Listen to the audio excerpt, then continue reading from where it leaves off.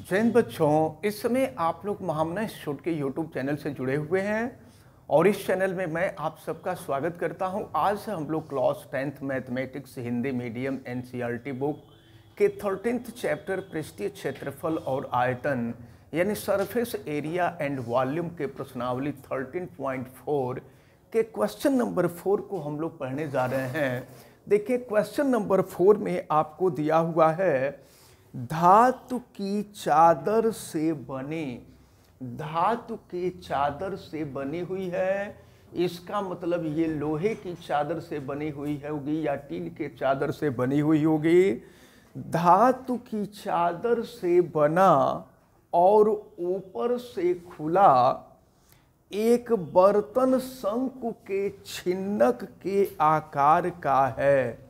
देखिए, छिन्नक के आकार का एक बर्तन है जो ऊपर से खुला हुआ है। और देखिए क्या दिया हुआ है, धातु के चादर से ये टीन का या लोहे का एक बर्तन बना हुआ है। यह बर्तन छिन्नक के आकार का है और यह ऊपर से खुला हुआ है, जिसकी ऊंचाई 16 सेंटीमीटर। देखिए, इसकी ऊंचाई दी गई है 16 सेंटीमीटर, एच की वैल्यू 16 सेंटीमीटर दी गई है।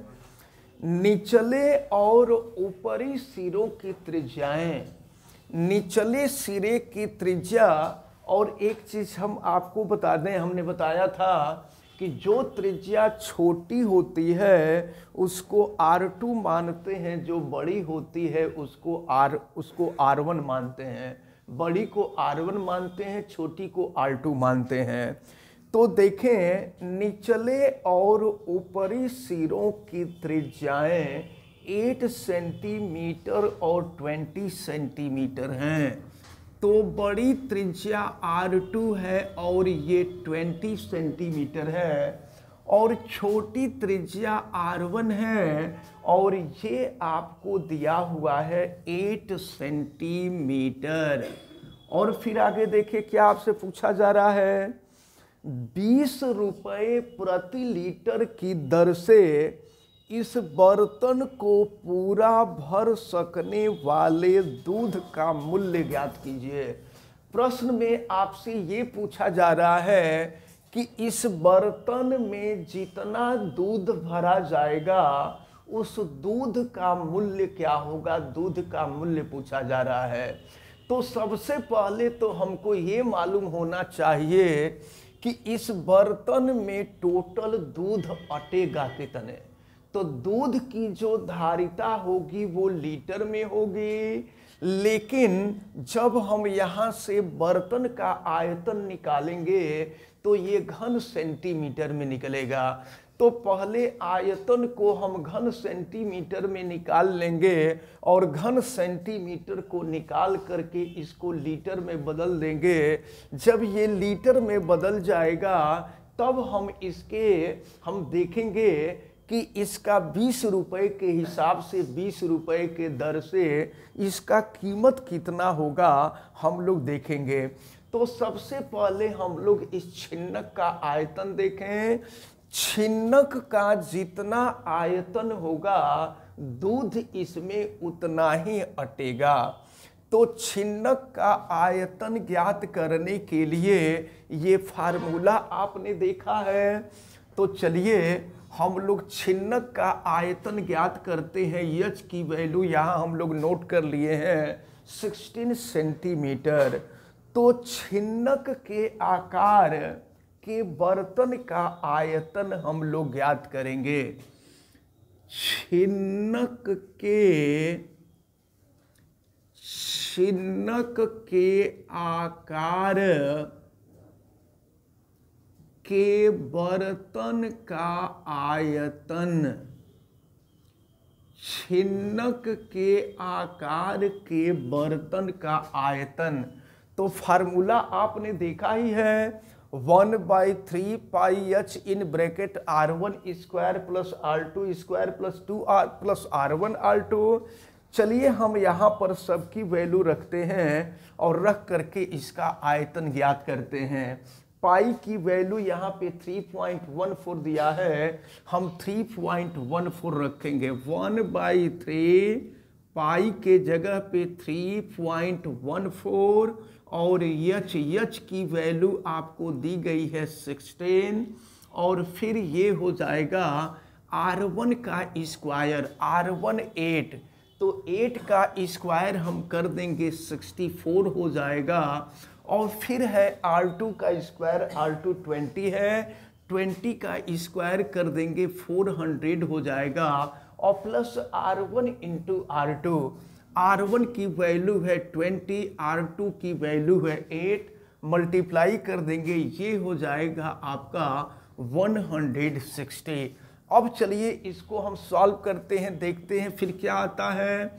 तो ये है आपका 3.14 इंटू 16 और नीचे है 3। ज़रा देखिए इसको जोड़ लिया जाए, तो जोड़ेंगे तो फिर क्या होगा, देखें ये हो जाएगा आपका 0 और फिर यहाँ 6 और 6 12 हो जाएगा, 2 कैरी हो जाएगा 1 और फिर हो जाएगा 1 1 2 2 4 6, तो ये हो जाएगा 620।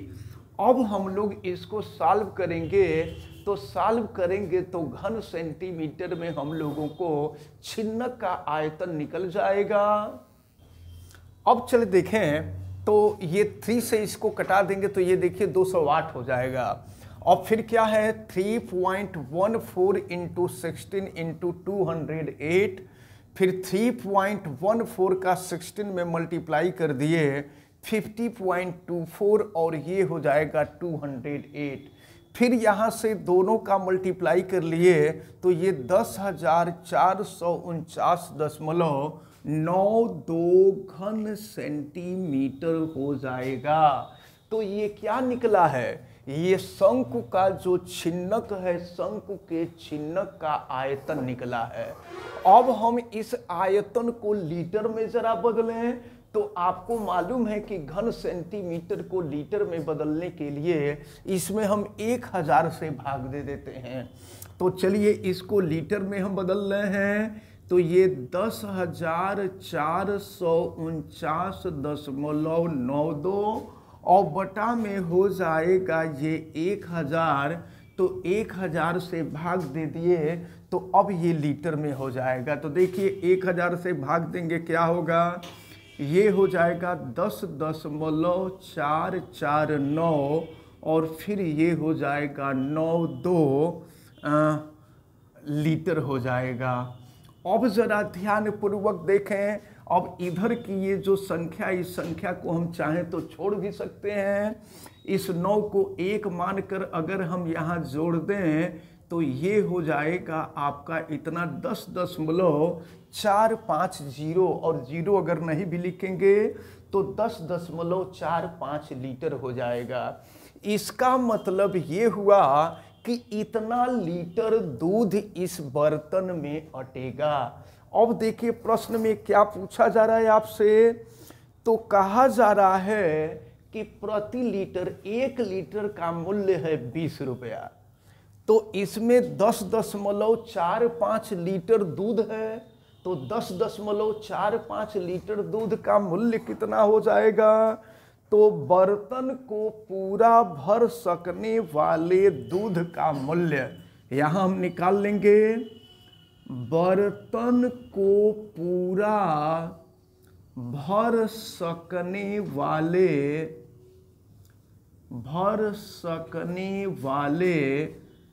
दूध का मूल्य आपसे पूछा जा रहा है। तो बर्तन को पूरा भर सकने वाले, सुनिए, इस पूरे बर्तन में 10.45 लीटर दूध अटेगा और 1 लीटर दूध का मूल्य प्रश्न के अनुसार 20 रुपया है। तो जब 1 लीटर का मूल्य 20 रुपया तो 10.45 लीटर का कितना होगा, 20 से गुणा कर देंगे तो ये हो जाएगा रुपया 20 और गुणे हो जाएगा 10.45 अब हम गुणा कर दें तो देखिए इसका गुणा कर देंगे तो ये हो जाएगा, पहले अगर मान लीजिए ये 0 हटा देते हैं तो 104.5 हो जाएगा, और फिर इसमें 2 से हम गुणा कर देंगे तो ये 209 हो जाएगा। ये हो जाएगा रुपया 209। प्रश्न में आपसे यही पूछा जा रहा था कि इस पूरे बर्तन में जितना दूध अटेगा उसका मूल्य कितना होगा प्रति लीटर 20 रुपए के हिसाब से। तो 20 रुपए के हिसाब से इस बर्तन में भरे दूध का आयतन हमने निकाल लिया, ये हो गया आपका 209 रुपए। अब देखिए फिर आगे इसी प्रश्न में कुछ और पूछ रहा है आपसे। देखिए कहा जा रहा है कि इस बर्तन को बनाने के लिए प्रयुक्त धातु, देखिए इस बर्तन को बनाया गया तो धातु का चादर था। प्रयुक्त धातु के चादर का मूल्य रुपया 8 प्रति 100 सेंटीमीटर स्क्वायर की दर से ज्ञात कीजिए। आपसे ये पूछा जा रहा है कि इस बर्तन को बनाने में जितना धातु का चादर लगा था उसका मूल्य कितना होगा अगर 100 वर्ग सेंटीमीटर का मूल्य 8 रुपया है। तो सबसे पहले हम लोग ये देखेंगे कि बर्तन को बनाने में जितना धातु लगा है धातु का क्षेत्रफल कितना है। बर्तन बनाने में प्रयुक्त हुए धातु के चादर का क्षेत्रफल हम लोग यहाँ देखेंगे। बर्तन बनाने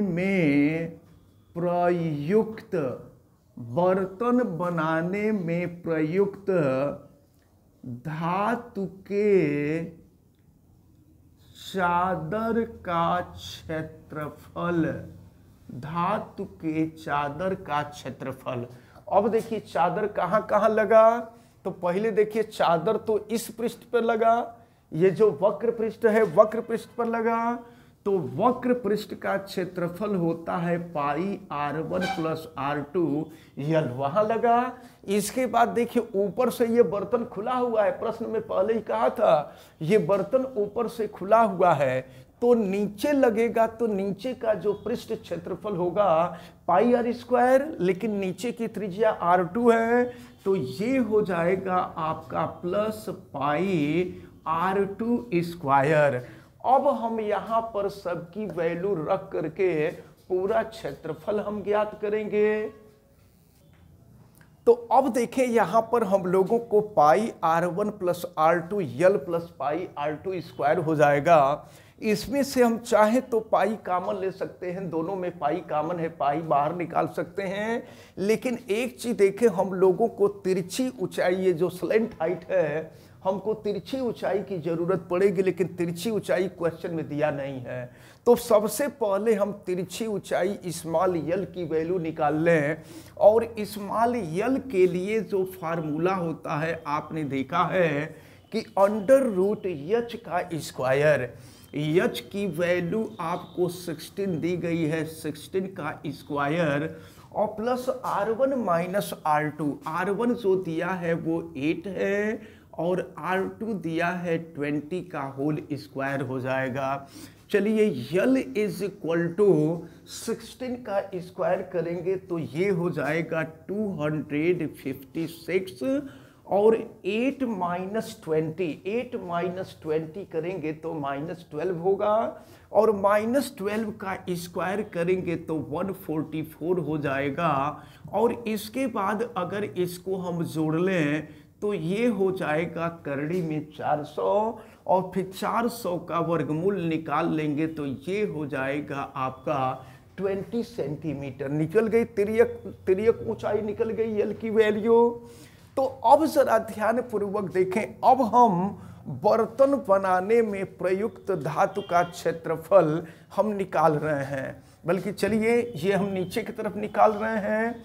तो इस क्षेत्रफल, हम क्षेत्रफल को एरिया, क्षेत्रफल की अंग्रेजी एरिया होती है, और एरिया को ए से प्रदर्शित कर रहे हैं, और ऐसा कर रहे हैं इन दोनों में से हम पाई कॉमन लेके बाहर निकाल ले रहे हैं। कॉमन ले लेने से फ़ायदा ये होता है कि जो कठिन क्वेश्चन होता है वो भी आसान हो जाता है।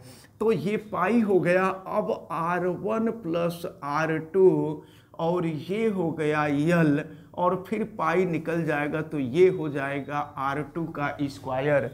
अब चलिए इसको सॉल्व करते हैं और फिर देखते हैं कि पूरा एरिया कितना आ रहा है। तो a इजकल टू पाई की वैल्यू 3.14। अब इसके बाद R1 प्लस R2, देखिए R1 की वैल्यू 8 है और R2 की वैल्यू 20 है। हम 20 में 8 को ऐड कर देंगे तो ये हो जाएगा 28, और यल की जो वैल्यू है, यल की वैल्यू अभी हमने निकाला है, ये है 20 और प्लस R2 का स्क्वायर। R2 यहाँ पर देखिए, R2 नहीं बल्कि यहाँ पर, हाँ ठीक है, R2 का स्क्वायर होना चाहिए।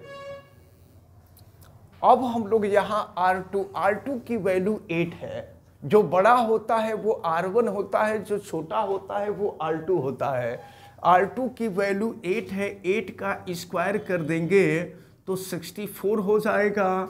और यहाँ पर देखें फिर क्या मिल रहा है, a इज इक्वल टू 3.14। फिर यहाँ हम मल्टीप्लाई कर दे 28 में 20 का, तो ये हो जाएगा 560 और प्लस ये हो जाएगा आपका 64। और फिर इसको अगर हम ऐड कर दें तो फिर देखिए क्या मिलेगा, 3.14 और इसको जोड़ दें अगर, तो ये हो जाएगा आपका 4, ये 6 से 12 12 हो जाएगा 2, और फिर कैरी 1 और ये हो जाएगा 624।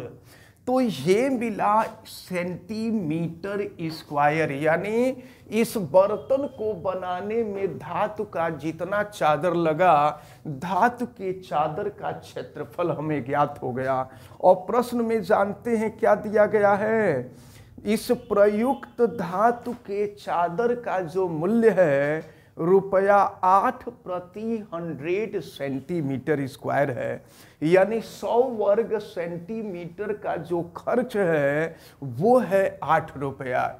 तो चले आप जरा ध्यान पूर्वक देखें, तो 100 वर्ग सेंटीमीटर का मूल्य हम नोट करते हैं यहाँ, 100 वर्ग सेंटीमीटर का मूल्य बराबर ₹8।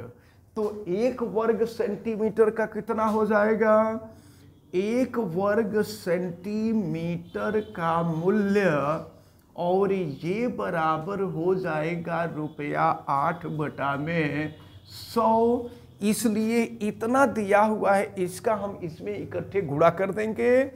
इसलिए 3.14 इंटू 624 सेंटीमीटर स्क्वायर का मूल्य कितना होगा, तो इसका हम लोग मल्टीप्लिकेशन कर देंगे यहाँ पर। ये हो जाएगा रुपया, ये 3.14 इंटू 624 इंटू 8/100 हो जाएगा। तो चलिए अब इसको हम सॉल्व करते हैं, और सॉल्व करने के लिए इन तीनों का हम मल्टीप्लिकेशन करेंगे और मल्टीप्लिकेशन करके हम 100 से डिवाइड कर देंगे। अच्छा देखिए, अगर मान लीजिए हम यहीं पर 100 से डिवाइड कर देते हैं, तो अगर 100 से हम डिवाइड कर देंगे तो डेसिमल यहाँ आ जाएगा। अब इसके बाद हम गुणा कर देंगे इन सब का, तो जितना आएगा उतना ही मूल्य हो जाएगा। तो अब देखें हमने इसको सॉल्व किया, तो ये आपका 3.14 है, और ये 560 में जब हमने 64 को ऐड किया तो ये 624 हो गया। और प्रश्न में दिया हुआ है कि 100 वर्ग सेंटीमीटर धातु के चादर का जो मूल्य है वो 8 रुपया है। तो जब 100 वर्ग सेंटीमीटर का मूल्य 8 रुपया, तो 1 वर्ग सेंटीमीटर का मूल्य हो जाएगा 8 बटा में 100 रुपया। इसलिए 3.14 गुणे 624 सेंटीमीटर स्क्वायर का मूल्य हो जाएगा ये 3.14 इंटू 6.24 और 8 का मल्टीप्लाई कर देंगे। अब देखिए क्या हुआ, यहाँ पर 3.14 इंटू 6.24 इन दोनों का मल्टीप्लाई हम किए तो ये 19.5936 आया, और फिर 8 का गुणा कर दिए तो 156.7488 आएगा, इतना रुपया होगा। अब अगर मान लीजिए हम चाहते हैं इसको सार्थक अंक के रूप में लिखना, तो ये जो 8 है ये 5 से बड़ी संख्या है, इसको 1 मानकर इसके पहले वाले में जोड़ देंगे तो 9 हो जाएगा, और चूंकि ये भी 5 से बड़ी संख्या है तो इसलिए इसको हम 1 मानकर इसके पहले वाले में जोड़ देंगे तो ये इतना हो जाएगा 156.75 रुपया हो जाएगा। तो इस प्रकार ये जो क्वेश्चन नंबर 4 है, ये क्वेश्चन नंबर 4 आपका सॉल्व होता है।